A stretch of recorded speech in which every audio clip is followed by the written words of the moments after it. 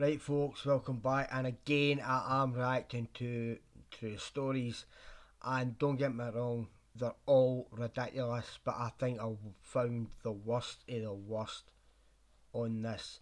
And if you can think of a worse one, let me know in the comments. Brace yourself. This one is fucking ridiculous. Right, let's go.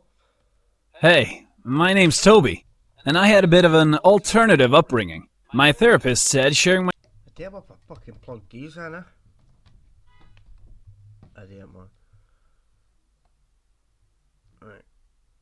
Sorry about story would help with my recovery, so here goes. I grew up on my parents' remote rural farm. The nearest town only had a gas station, post office, and an all-items trading shack. That's where my pa traded the beets, that. Is like something out of The Walking Dead. Great start. carrots, and corn we grew for cash and other supplies. My parents were different, only I never knew until I was much, much older. From birth, I only knew them as dogs. You see, my parents wore dog suits 24/7. Giant fluffy dog costumes that covered their entire bodies and faces. I never saw them without fur. And they didn't do things by halves. So I had my own dog suit, with black and red fur, and these big wide ears. As far as I knew, we were just an ordinary little pack of dogs. Actually, one of my earliest memories is of my ma, on all fours in the bathroom, saying, "You must never let anyone see your skin suit. Only take off your fursuit on Sundays to bathe." There were no mirrors in the house, so the only time I ever really saw my own full skin. Wait a second.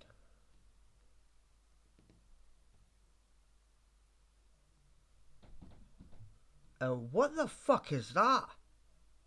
It's a mirror. Skin suit. Only take off your fursuit on Sundays to bathe.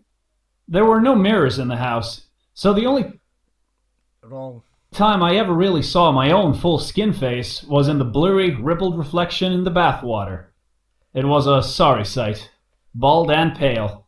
My dog face was much more handsome. You've got a point there, you ugly looking fuck. Anyway, Ma and Pa told me it was illegal to go around in just skin suits. They made a point of drilling into me that we would be put down if anyone ever... I think the only ones that should be put down is the creators of this. They claim that these stories have all been fact checked. And come on YouTube, this is obviously fake news. Ever saw us without our fursuits. Of course, that horrified me, to the point where I'd never even left the Oh, poor you guys get fleas. farm boundaries. Paul was the only one allowed into town to do his trades. In the whole 15 Paul.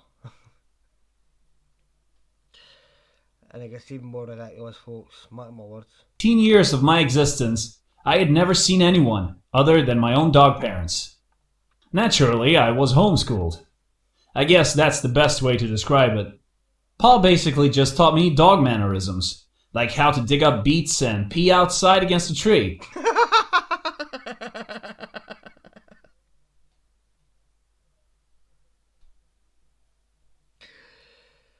Fuck. Hope you've got doggy bags for all your poop. Out of an opening in my suit.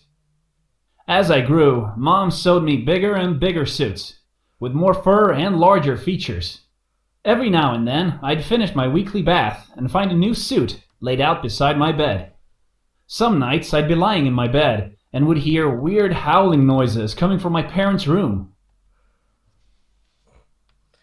Who is this content aimed at? Obviously, it's far too adult for children. And it's far too ridiculous for, well, a normal person. I'm weird, but I'm not quite that fucking weird. But I was a little afraid of Pa, so I never dared to ask about it. I just put my paws over my ears and try to sleep. You say and find yourself a wee bitch. To me, it was normal. But everything changed the day there was an unexpected knock on the front door. I started barking like mad, while Ma and Pa frantically ran around the house. I didn't hear any barking. All I'm seeing is the head going up like that. Suddenly, a face appeared at the window.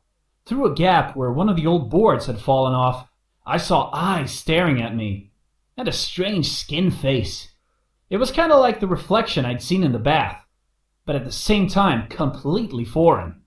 Without warning, bright flashes of light burst through the hole and lit up the room. Why on earth are you flashing a flashlight in the bloody sunlight? A snow light is going to make the guy see. Yelped in shock, sensing we were in danger, but not knowing why or what it was. Defensively, I stood up on my hind legs and pawed at the gap. Pa pushed me out of the way and shouted in a deep, booming voice, "You are trespassing! You need to leave now!"